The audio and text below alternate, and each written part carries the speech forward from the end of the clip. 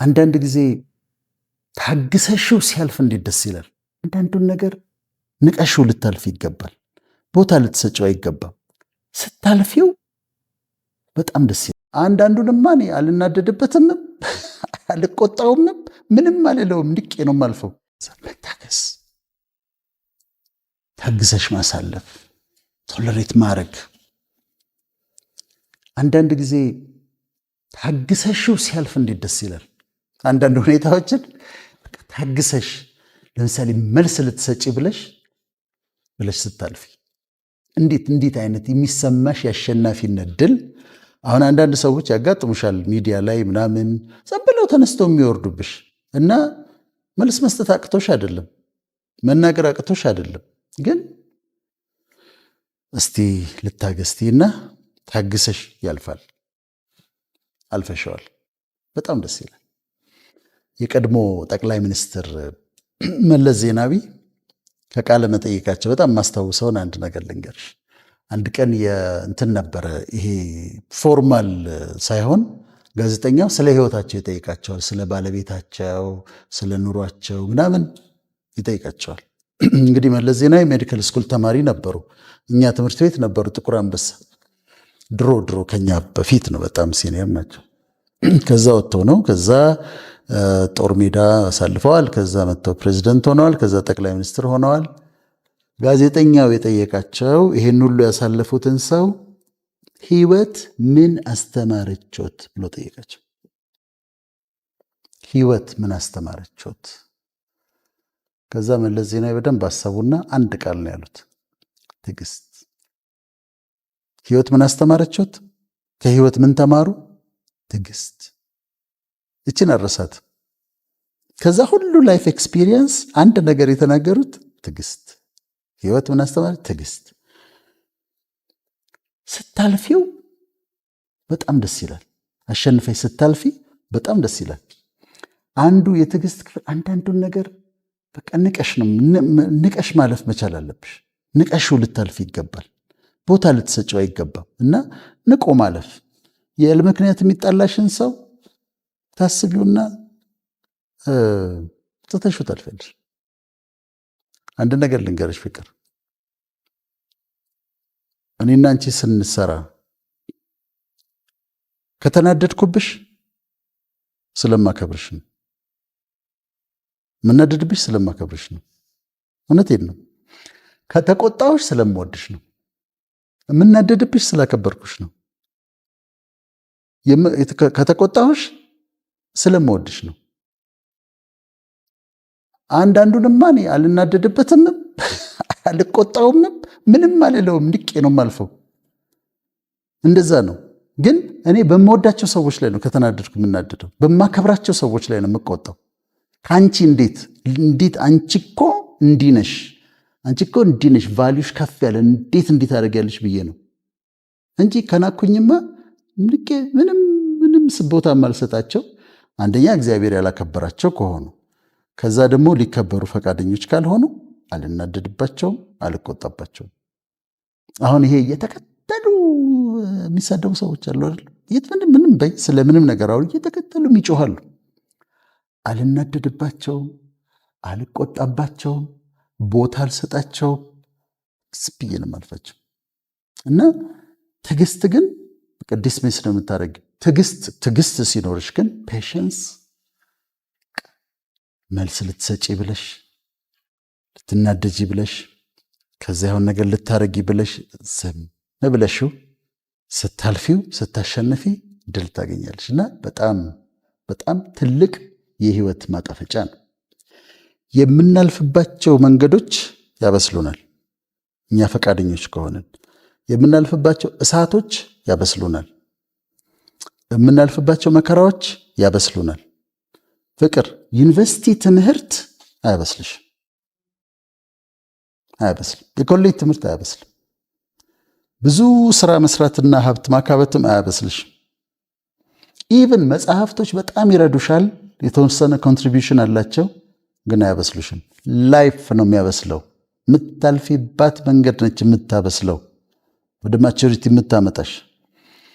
እና ይሄ የልጅነት ባህሪያችንን መሻር ኢማቹር የሆኑ አክሽኖችን መተው፣ ማኩረፍ፣ ዝም ብሎ መነጫነጭ፣ ተጣላ ምናምን ኢማቹር የሆኑ ነገሮችን ማስወገድና እንደበሰለ ሰው እንዳደገ ሰው አደልት እንደሆነ ሰው እንደዛ መመላለስ ያስፈልጋልና ይሄም ሌላ ማጣፈጫ ነው። ነገሮችን አቃንቶ ማየት አስቸጋሪ ዓለም ውስጥ ነው የምንኖረው፣ ግን ለውጠሽ ቀይረሽ አቃንተሽ ማየት ነው።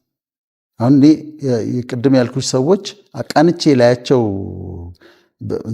ትቢት ስላየሁባቸው ነው እንጂ ሁሉ ነገር አቃንቼ ነው የማየው። ደክሞት ይሆናል ተበሳይቶ ይሆናል ብሎ ማለት። አንድ በጣም ልቤን የነካው ታሪክ ልንገርሽ። አንድ ሰውዬ 3 ልጆቹን ይዞ ባቡር ውስጥ አለ እና ባቡር ውስጥ ሆኖ ቁጭ ብሏል። እሱ ተክዞ ቁጭ ብሏል። ከዛ ልጆቹ ይጫወታሉ፣ በጣም ይጮሃሉ።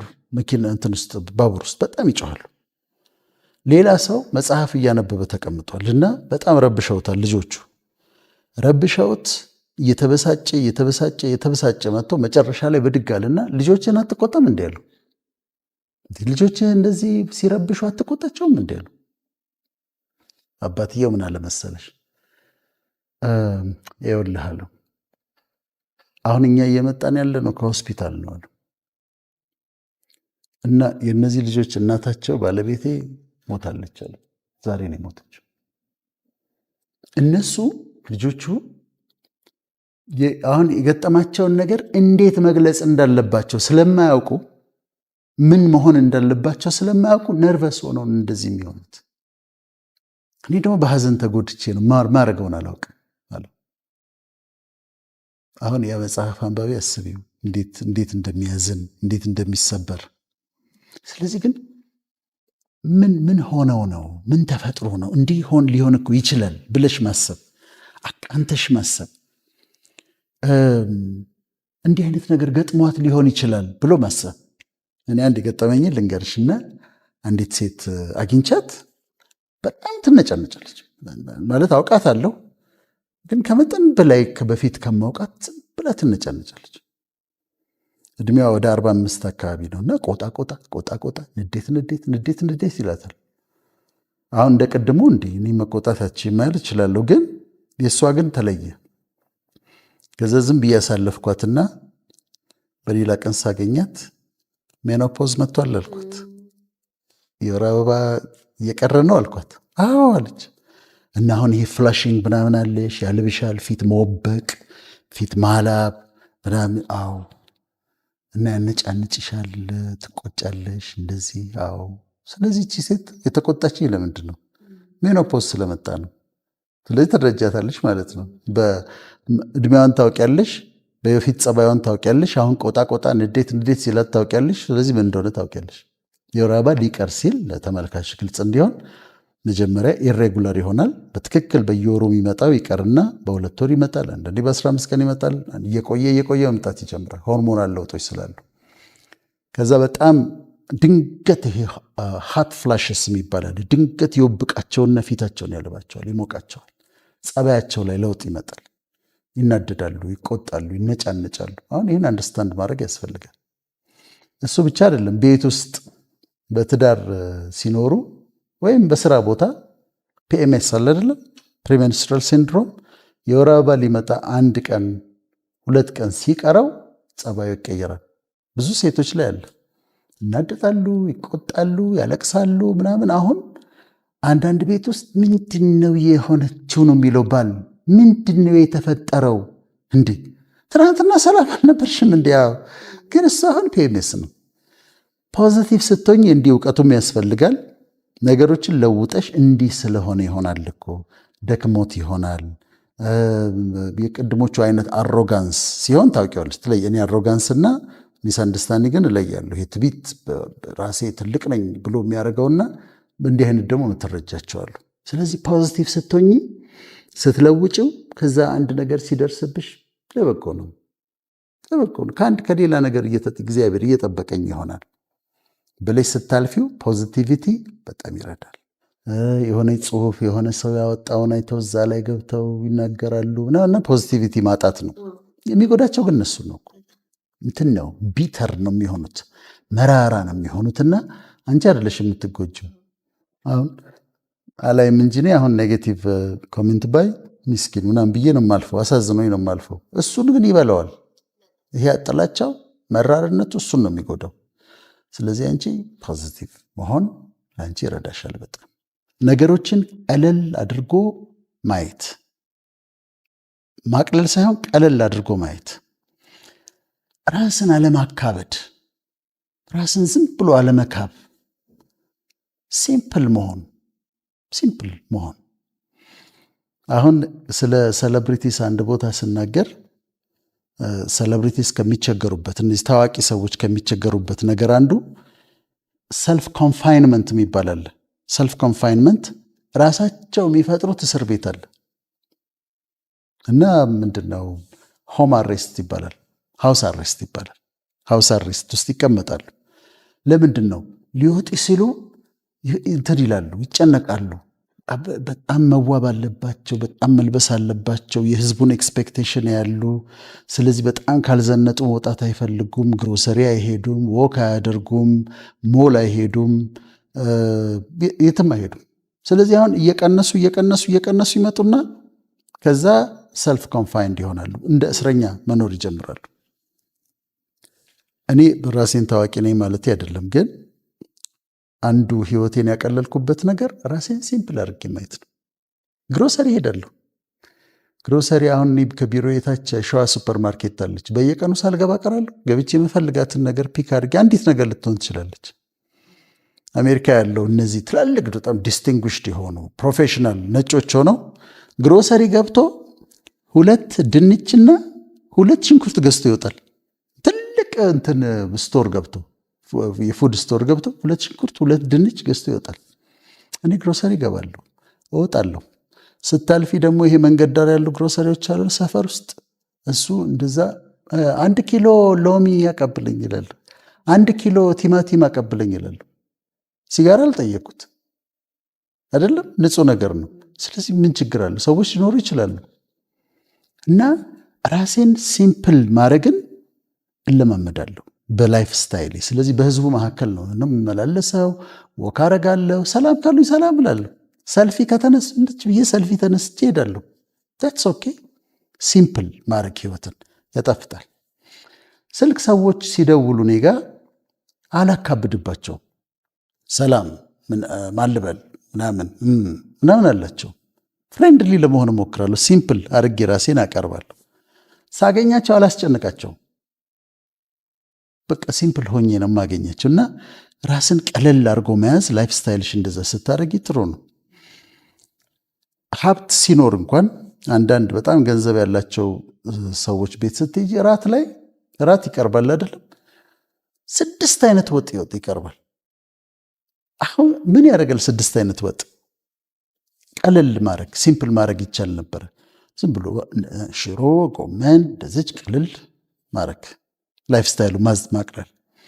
ቤቱን በጣም ያከብዱትና ነጭ ምንጣፍ አነጥፈው ምናምን ይሉና ልጆች አሉ እዛ ቤት ውስጥ። ልጆቹ ሊጫወቱ ሲሉ ይቆጣቸዋል። እንዳታበላሽ፣ እሱ እንዳታደርግ፣ እዛ ላይ እንዳትጽፊ፣ እዚህ ላይ እንዳትይ። ወይ ባይሆን ላስቲክ ይሸፍኑትና ምንጣፉን ልጆቹ መጫወት አለባቸው። ልጆቹ ቃል ሊሰብሩ ይችላሉ፣ ይስበሩ፣ ያጥፉ። እንደዛ መሆን አለበትና ቀለል ማድረግ ያስፈልጋል። ከዚሁ ጋር ተያይዞ ሲምፕሊሲቲ ላይ ሴንስ ኦፍ ሂውመር ያስፈልጋል። ሴንስ ኦፍ ሂውመር ማለት ነው። ሴንስ ኦፍ ሂውመር ማለት ሌሎችን ፈገግ እንዲሉ ማድረግ ብቻ አይደለም። እሱም አንድ ሴንስ ኦፍ ሂውመር ነው። ግን ቀልድንም አንደርስታንድ የማድረግ ችሎታ ሴንስ ኦፍ ሂውመር ነው። አንቺ እየቀለድሽ እንደሆነ የመለየት ችሎታም እሱም ሴንስ ኦፍ ሂውመር ነው። ስለ ሴንስ ኦፍ ሂውመር ያስፈልጋል። ስፓይስ ነው፣ ቅመም ነው። በጣም ሲሪየስ አለመሆን፣ ከመጠን በላይ ሲሪየስ አለመሆን፣ እንደ ኩስትር አለማለት እና አንዳንዴ መቀለድ፣ መሳቅ። ባለፈው አንስተነዋል። እኔ መሳቅ እወዳለሁ። የሄልዝ በነፊት አለው። ለብሬንሽ ጥሩ ነው፣ ለሳምባሽ ጥሩ ነው፣ ለልብ አመታትሽ ጥሩ ነው። እና ሴንስ ኦፍ ሂውመር አንዳንዴ መቀለድ፣ መጫወት፣ ጨዋ የሆኑ ቀልዶች አሉና እነሱም መቀለድ። ይሄ በህዝቡ መካከል ስትመላለሽ በነፃነት ሲምፕል አድርገሽ ስትመላለሽ አንዱ ህይወትሽን የሚያቀልልሽ ነገር ነው። ራሴ ግን ካከበድኩት ዶክተር ወዳጄን የሚባለውን ሰው የራሴ አክብጀው ራሴ በጣም ትልቅ አርጌው በቃ እዛ ጋ መታየት የሌለበት እዛ ጋ እንትን የሌለበት በቃ ራሱን አክብዶ ሲደወልለት ተኮሳትሮ የሚያወራ ሰው ሲያገኝ ሰው ተንቀጥቅጦ እንዲያወራው የሚፈልግ አይነት ሰው ካረኩኝ ግን እኔ ነኝ የምጨነቀው።